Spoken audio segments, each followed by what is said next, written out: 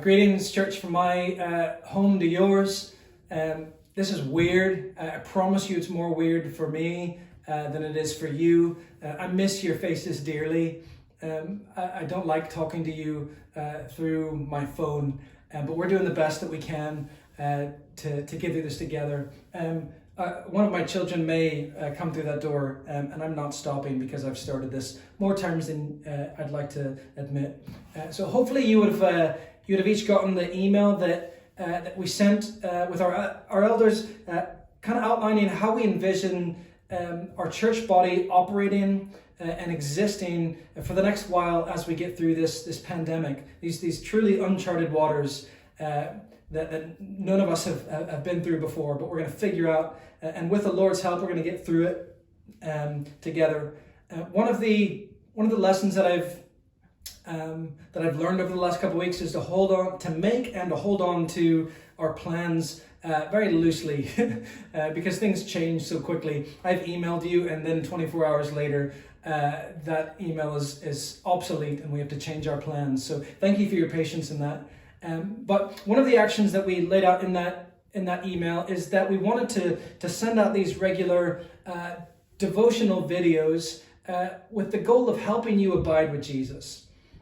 Because we are absolutely convinced that there's no other option but to respond in fear and anxiety unless we are daily abiding with Jesus. And really that's the purpose of these videos. It's kind of twofold. Firstly, we want these to be nourishing for your soul. So we have less face-to-face interaction. So there's this question of how do we disciple one another? How do we feed the flock? And so we hope these help with that. Our prayer is that they would help, they would be nourishing to you. But secondly, and maybe more importantly, we want these to be an example for you of what this abiding with Jesus actually looks like. What it looks like to be with him in his word and to receive from him. And so hopefully in any way possible, this will help show you what that looks like. What it looks like to have the rhythms of being with him. Because it takes a rhythm, it takes dedication. And hopefully in these times when we're all stuck at home, we can take the opportunity to do this. We don't want these videos to necessarily be just a quick fix, a word of encouragement. We want them to be more than that, to be part of this ongoing, life-changing process. It doesn't look like this pandemic is going away quickly, so we want to spiritually feed and nourish our people, but also equip you with what it means to abide with Jesus and to receive from him daily. So we're going to do our best. Our elders, our leaders are going to do our best to continue to lead you, to direct you, to be with you, even if it's through a phone. We want to do our best to imitate the way of Jesus, the way Paul did.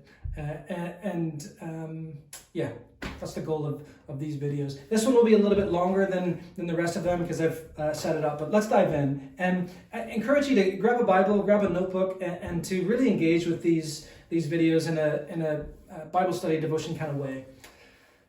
The other day I was reading through the Gospels, and I was in the section where Jesus calms the storm, and I was reading in Matthew's account and Mark's. So we're in Matthew chapter 8 and Mark chapter 4. I love how the Gospel writers are each different. They each write in their own styles. Matthew's account is quick. It's 5 verses. It's straight to the point. And Mark gives us a little bit more of the feel, more details of the story. But let me read you Matthew chapter 8, verse 23 to 27. It says, "And when he got into the boat," this is Jesus, "his disciples followed him. And behold, there arose a great storm on the sea, so that the boat was being swamped by the waves. But he was asleep. And they went and woke him, saying, 'Save us, Lord, we are perishing.' And he said to them, 'Why are you afraid, O you of little faith?' Then he arose and rebuked the winds and the sea, and there was a great calm. And the men marveled, saying, 'What sort of man is this, that even the winds and the sea obey him?' So Jesus, the story of Jesus calming the storm is well known. It's quite often the more famous passages like this, like the Sermon on the Mount we were in recently. They're so famous that sometimes they can be so easily misunderstood. Where we read it, we're familiar with it, but quite easily miss the main point. So here's what the Lord's been showing me as I was reading this passage. Verse 26 seems to be the central point of the passage, where Jesus says, "Why are you afraid, O you of little faith?" So he's challenging his disciples on what's on the inside, on what's in their hearts as they cry out to Jesus for help. And remember, this is Jesus' main point in the Sermon on the Mount, over and over again, calling his disciples to have this deeper righteousness of the heart. That mere external righteousness and obedience is not what Jesus is after. He wants the righteousness to be in your heart, your internal motivations to be pure. And he's speaking on that again with his followers here. And he's calling them to have faith when they come to him. And here's one of the mistakes that we can often make. We can sometimes think that Jesus is calling his disciples out for asking for help in the first place, or for waking him up. But that cannot be what's happening here, because all through the scriptures, you see the Lord responding in kindness and mercifully to those who cry out for him, to cry out to him for deliverance. And he wants to hear our cries for help. He delights in our cries, which is exactly what his disciples are doing here. They're crying for help. Help us, Lord. Save us. But where they are going wrong is they are crying out for help with little faith. Their hearts are weak. They're approaching Jesus in the wrong way. And this is what Jesus challenges them on when he says, "Why are you afraid, O you of little faith?" The word he uses there, it doesn't mean no faith. It means an ineffective or a deficient faith. It's weak faith. And it's interesting how the section starts in verse 23. It says, when he got into the boat, his disciples followed him. So that shows us that it's entirely possible to follow Jesus, to be a disciple of him while having weak faith. It's deficient, small faith. And it's interesting how the parallel over and over again through this chapter. So it begins in verse 1 in Matthew 8, Jesus cleansing the leper. It's really interesting. So when Jesus came down from the mountain, great crowds followed him, and says, behold, a leper came to him and knelt before him and said, Lord, if you will, you can make me clean. Listen to that. Lord, if you will, you can make me clean. And Jesus stretches out his hand and he says, I will, be clean. And immediately the leprosy was cleansed. You see the difference there? There's a difference between the leper calling for deliverance and Jesus' disciples in the boat calling for deliverance. And the difference is a matter of faith. The leper knows that Jesus can heal. It was simply a matter of if he would or not. But he has great faith that he can. And this is exactly what his disciples lacked. They had little faith. And what Jesus wants his disciples and us to grasp in this chapter is who he really is. If his disciples really understood who Jesus was, then they would have no option but to have mighty faith, not little faith. And so Jesus goes on and he shows them who he is. And he stands up and he rebukes the wind and the seas. Mark 4 tells us, he says, peace, be still. And the wind ceased, and there was a great calm. The wind and the waves obey him. This is who the disciples have with them in their boat. Someone who the forces of nature bow down and obey. They didn't understand that. And if they did, they wouldn't have approached Jesus like they did, with fear and anxiety, with weak faith. And Jesus wants them to understand and believe who he really is. And that he's the one who commands the forces of nature.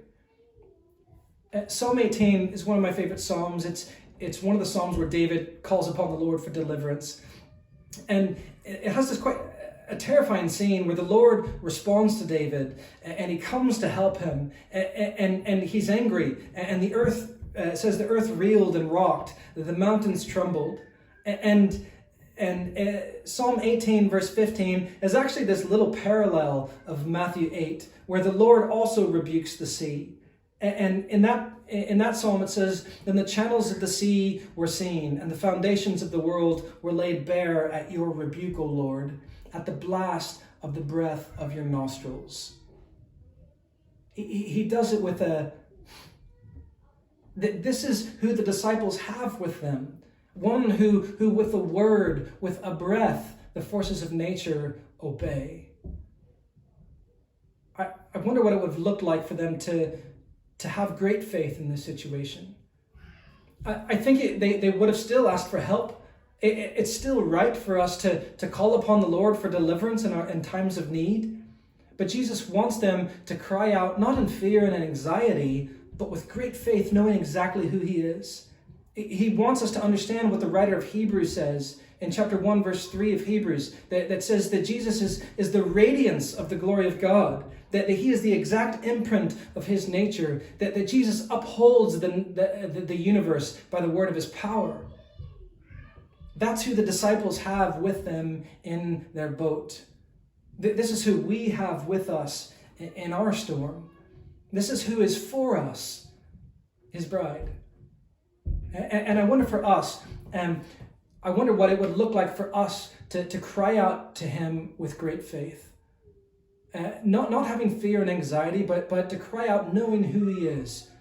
To ask for healing, for deliverance, for help. But to ask knowing who he is, that he is the one who with a breath, with a word, can make all of this disease go away in an instant.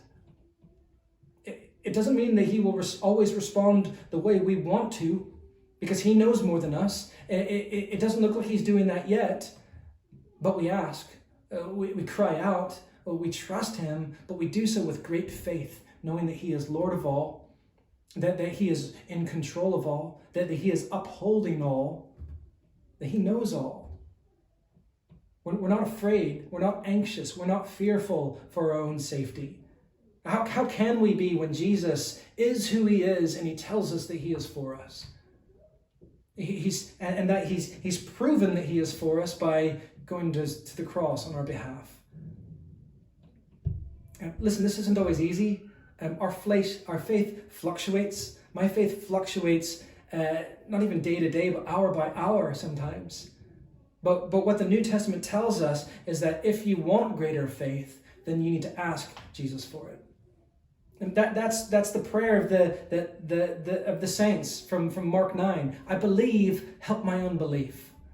Hebrews 12 tells us to look to Jesus, the founder or the author and the perfecter of our faith.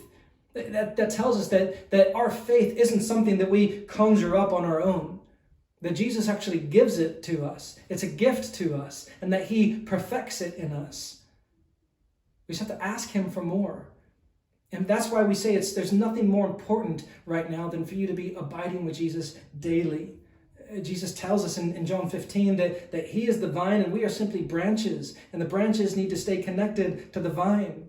He says, abide in me and I in you. As a branch cannot bear fruit by itself unless it abides in the vine, neither can you abide in me. Neither can you unless you abide in me. I am the vine, you are the branches. Whoever abides in me and I in him, he it is that bears much fruit. He says, for apart from me, you can do nothing. Church, Jesus is the supplier of our faith. He's the supplier of power, of everything. And we can do nothing apart from him. So in these strange and seemingly uncertain times to us, don't be fearful. Don't be anxious. Cry out for help, cry out for deliverance, but do so with great faith. And the only way to have great faith is by being with Jesus, by abiding with him, by staying connected with him, by being still before him and knowing that he is God. Church, in these quieter days, these slower days, I just encourage you to practice the presence of God. Practice abiding with Jesus. It doesn't come naturally. My instinct is to consume, is to scroll, is to feed myself with everything except apart from the Lord. So it takes discipline. It takes practice. It takes rhythm. Take advantage of these days to do that and to encourage each other in that. I'm absolutely convinced, like I said at the beginning, that we have no other option but to respond with fear and anxiety unless we are abiding with Jesus. We're consuming so much information in these days, and that's okay. In some we have to some degree. So read the reports, read the news, watch the press conferences, keep informed, but make it your first and your most important priority every single day to abide with Jesus before all things and after all things. I promise you, if you do that, he will respond. Village, I think this is, we have the opportunity, this has the opportunity to be an incredible time for our church. If we can only learn or relearn who exactly Jesus is, that he is the one who upholds all things and commands all things with a word, with a breath. And that's who we have with us. So let's have great faith in that. Keep an eye out for more of these. I'm praying for you. Love you guys.